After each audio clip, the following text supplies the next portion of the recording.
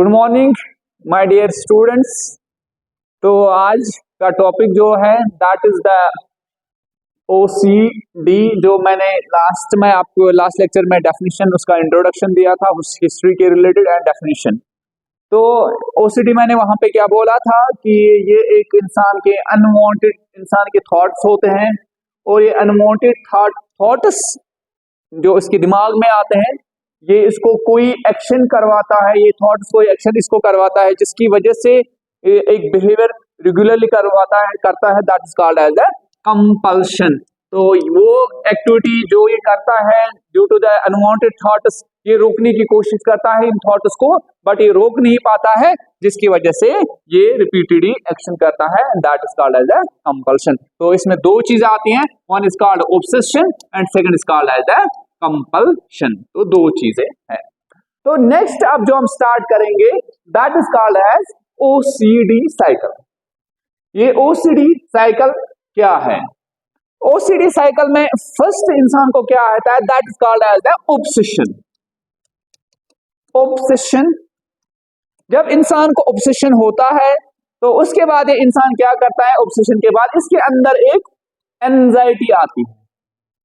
Anxiety आ गई, anxiety के बाद ही डू ए कंपल्शन। जैसे ये कंपल्शन करेगा तो ये रिलीफ फील करेगा, ये खुद को रिलीफ फील करेगा। अब मैं एग्जांपल के साथ समझाऊंगा। फॉर एग्जांपल, इसमें जो मेन ऑब्सेसिव कंपल्सिव जो डिसऑर्डर इसमें है, one is called washers and second is checkers. ये फॉर एग्जांपल जो हाथ है ये रेगुलरली धोता है, क्योंकि इसके पास एक अनवांटेड थॉट होता है, उस थॉट को ये रिमूव करने के लिए ही डू ए एक्शन। तो जैसे इसको फॉर एग्जांपल ऑब्सेशन है, इसके दिमाग में थॉट आ गया कि मुझे ये एक्शन करनी है, ये कोशिश करता है रोकने की, बट ये रोक नहीं पाता है। फॉर एग्जांपल, इसको हैंड वॉशिंग का थॉट आ गया कि मुझे हैंड वॉशिंग करनी है। तो जैसे ही इसकी दिमाग में थॉट आएगा तो इसको बहुत ज्यादा दिमाग में घूमेगा, नहीं करना है। तो जब उसको ये आएगा दिमाग में तो इसके पास क्या आ जाएगी, एंजाइटी। तो जब एंजाइटी आएगी तो एंजाइटी के बाद जब पीक पे जाएगी, बहुत ज्यादा एंजाइटी आएगी, रोकने की कोशिश करता है बट नहीं रोक पाता है, तो वो ये एक्शन ही फिर करता है। जैसे ही एक्शन करेगा, हैंड वॉशिंग करेगा, उसके बाद इसको क्या मिलेगा, relief. That is called as the OCD cycle. तो पहले इसके थॉट्स आते हैं, थॉट जब आएंगे तो एंजाइटी स्टार्ट हो जाती है, कोशिश करता है रोकने की बट नहीं रोक पाता है। जैसे एंजाइटी स्टार्ट होगी, इसकी पीक पे जाएगी, he will do action, that is the compulsion. जैसे ही वो एक्टिविटी करेगा उसकी एंजाइटी रिलीव हो जाएगी, that is the OCD cycle. Clear? तो ये ओसीडी साइकिल है। उसके बाद नेक्स्ट हम जब स्टार्ट करेंगे that is the causes. Causes में फर्स्ट कॉज, बहुत सारे कॉजेस हैं। First cause psycho analytical theory. Psycho analytical theory आपने नाम सुना होगा, सिगमंड फ्रेड। तो उसने थ्योरी दी है, that's called as psycho analytical theory. उस साइको एनालिटिकल थ्योरी में क्या बोला उसने, क्योंकि एक इंसान की डेवलपमेंट होती है for example from the birth till the adulthood में, तो अगर उसके डेवलपमेंट में कोई भी प्रॉब्लम आ जाएगी, फॉर एग्जांपल उसकी पर्सनल रिलेशनशिप में कोई प्रॉब्लम आ जाएगी, उसके कभी सोशल आइसोलेशन हो जाएगा, वो सोशली आइसोलेटेड हो जाएगा, कभी उसको डिप्रेशन आएगा, या एनी अदर साइकोटिकल डिसऑर्डर, या एनी बिहेवियरल डिसऑर्डर, या एनी उसके थिंकिंग में प्रॉब्लम आ जाएगी, जिसकी वजह से ये पेशेंट फिर शिकार होता है ओसीडी का। तो that is the psycho analytical theory. या उसके कोई भी पर्सनैलिटी डिसऑर्डर्स आ जाएंगे, जो भी पर्सनैलिटी डिसऑर्डर में पाए जाएंगे, तो ये फिर पर्सन शिकार होता है किसका, इस ओसीडी का। And next cause is that's called as the biochemical. Biochemical cause में देखा गया है, क्योंकि आपने देखे होंगे हार्मोन हमारे ब्रेन में, ये सेरोटोनिन है, डोपामाइन है, या गाबा है, या एसिटाइलकोलिन है। तो यहाँ पे जो बायोकेमिकल इफेक्ट देखा गया है कि अगर डिक्रीज लेवल ऑफ सेरोटोनिन होगा, अगर हमारे ब्रेन में डिक्रीज लेवल ऑफ सेरोटोनिन होगा, तो इंसान को क्या होगा, वो ओसीडी का शिकार हो जाएगा। तो there is the biochemical that in the brain, that is the serotonin, that is due to decreased level of the serotonin. उसके बाद next cause is that is the neuroanatomical. Neuroanatomical means आपके brain के किसी structure में problem है। तो देखा गया है कि there is the reduced metabolism in the basal ganglia. आपका जो बेसल गैंग्लिया सेल्स है ब्रेन में, उनका जो मेटाबॉलिज्म है वो रिड्यूस हो जाता है, जिसकी वजह से आपको ओसीडी आएगा। उसके बाद there is another cause, that is there are the drugs that is called SSRIs, that is serotonin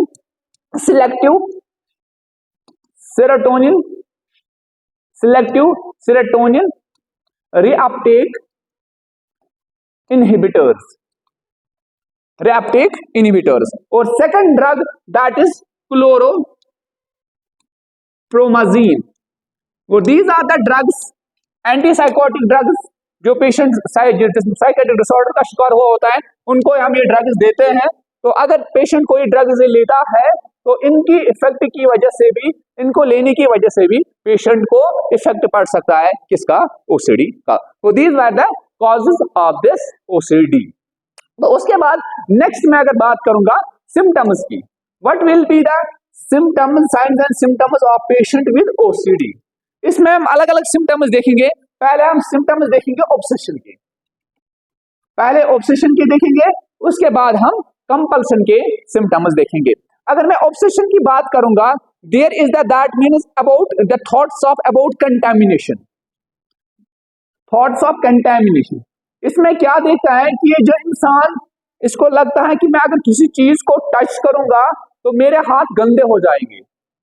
normally हम किसी चीज को भी टच करते हैं, टच करने के बाद अगर गंदा भी होगा हम धोते हैं, बट जो ये इंसान है, क्योंकि इसके अंदर अनवांटेड थॉट्स आते हैं जो इंट्रूसिव होते हैं, उनको वो ज्यादा सोचता है इसके बारे में, तो इसलिए ये इंसान बहुत ज्यादा इग्नोर करता है, ये ज्यादा किसी ऑब्जेक्ट को टच नहीं करता है, क्योंकि उसको लगता है कि मेरे हाथ गंदे हो जाएंगे। This is the first obsessive thought. उसके बाद नेक्स्ट इज द, इसके आते हैं रिपीटेड डाउट्स। रिपीटेड डाउट्स, जैसे हम कोई काम घर में करते हैं तो घर में काम करने के बाद हाँ हमने लॉकर बंद किया तो हमें कोई शक नहीं रहता, हाँ हमने बंद किया, या स्विच ऑफ किया लाइट का तो हमें पता होता है कि हमने ऑफ किया है। बट जो ये इंसान है इसको डाउट रहते हैं, ये कोई चीज बंद करेगा, कोई चीज खोलेगा, इसको उसके बाद भी शक रहता है, नहीं शायद मैंने वो बंद नहीं किया, मैंने उसको ऐसे ही रखा। That's called as the repeated thoughts. And next is called as the, that's called as the obsessional images. Obsessional images, इसकी ये ऑब्सेशनल इमेजेस देखता है। फॉर एग्जांपल इसके पास एक सेक्सुअल डिजायर होता है, ये वांट टू बी सेक्सुअल, इसकी ज्यादा वो डिजायर होती है, उसकी वजह से जो ये इंसान है ये क्या करता है, he visit the porn sites and he visit the images, naked images को ये देखता है, जिसकी वजह से जो इसके अंदर जो थॉट्स आते हैं उनको ये उस एंजाइटी को, ऑब्सेशनल इमेजेस की एंजाइटी है उसको ये रिलीव करते हैं, क्योंकि इसको सेक्सुअल डिजायर ज्यादा होती है। That's called as the obsessional images. इसमें ये नेकेड इमेजेस देखता है, that's called as the obsessional image. और दो इंपॉर्टेंट चीज इसमें क्या है, दैट इज मेनली जो ये एक्टिविटी करता है ड्यूरिंग द पेशेंट ओसीडी वाला, one is called as the washers and second is called as the checkers. जो मैंने यहाँ पे भी नाम लिया, thought contamination and repeated doubts, this is almost same. Thought contamination में वॉशर्स आएगा और चक्कर्स में इसके जो डाउट्स होते हैं वो इसमें चक्कर्स आएंगे। That was the signs and symptoms of patient with obsession. अब साइंस एंड सिम्टम्स हम देखेंगे, that is the compulsion. Science and symptoms किसके देखेंगे? कंपल्शन के। इस पेशेंट को कंपल्शन में क्या करता है, ये रिपीटेड काउंटिंग करता है, ये रिपीटेड काउंटिंग करता है। फॉर एग्जाम्पल इसने कोई ऑर्डर करना है, कोई चीज, फॉर एग्जाम्पल इसने कोई चीज को ऑर्डर किया, या कोई चीज, किसी चीज को आपने, इसने पैसे काउंट किए या कोई भी चीज काउंट किया, तो कंपल्सन में क्या करना है, ये जो वो एक्टिविटी है, ये जो वो एक्शन है, वो इसको रिपीटली करता है। फॉर एग्जाम्पल हमने एक बार पैसे गिने तो उसके बाद हम बोलेंगे नहीं इतना ही है, बट अगर ये पेशेंट करे होगा ओसीडी वाला, ये उनको 10 बार काउंट करेगा, ये इनको 5 बार काउंट करेगा, इस क्योंकि उसके पास ये कंपल्शन होता है, क्योंकि उसको जो एंजाइटी होती है उसको ये रिलीव करनी होती है। तो that comes under the signs and symptoms of the compulsion. उसके बाद जो नेक्स्ट साइंस एंड सिम्टम्स है that is called as the thoughts of aggression. Compulsion में क्या होता है, उसमें एक और थॉट आता है that's called as the thoughts of aggression. इस पेशेंट के पास हमेशा एग्रेशन होता है, क्योंकि इसके पास जो इसकी जो ऑब्सेसिव बिहेवियर होता है, उस ऑब्सेसिव बिहेवियर को दूर करने के लिए ही डू है कंपल्सन। जब कंपल्सन करना होता है उसके दौरान इसको एक एंजाइटी आते हैं and that comes under the compulsion behaviour. तो उसकी वजह से इसकी पेशेंट को थॉट्स ऑफ एग्रेशन आते हैं, ये बहुत ज्यादा एग्रेसिव होता है या इसकी जो एंजाइटी हो वो इंक्रीज हो जाती है। उसके बाद इसके जो नेक्स्ट चीज है that is the treatment. Treatment में हम कुछ ड्रग्स देते हैं, one is called as antidepressant, इसमें एंटी डिप्रेसेंट देते हैं। नेक्स्ट जो हम देते हैं एंजाइलोटिक्स, एंजाइटी रिलीविंग ड्रग्स देते हैं। उसके बाद इसमें कुछ थेरेपीज देते हैं, one is called as the behavioural therapy. Behavioural therapy क्योंकि इस पेशेंट को जो बिहेवियर है वो इफेक्टिव हुआ होता है, that comes under the behavioural therapy, उसको बिहेवियरल थेरेपी हम देंगे। नेक्स्ट हम इसको सपोर्टिव थेरेपी देंगे, क्योंकि जो ये एक्टिविटी करता है इस पेशेंट का सेल्फ एस्टीम लो हुआ होता है, तो उसको हम सपोर्ट करेंगे, both emotional and psychological support वो भी हम करें उसको देंगे। उसके बाद अनदर हम जो थेरेपी इसको देंगे वो हम देंगे रिलैक्सेशन थेरेपी।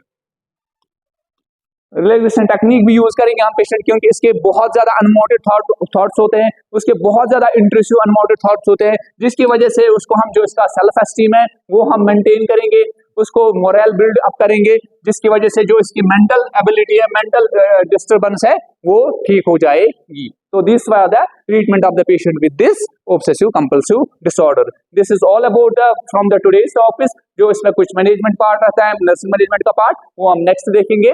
तो तब तक के लिए goodbye and take care.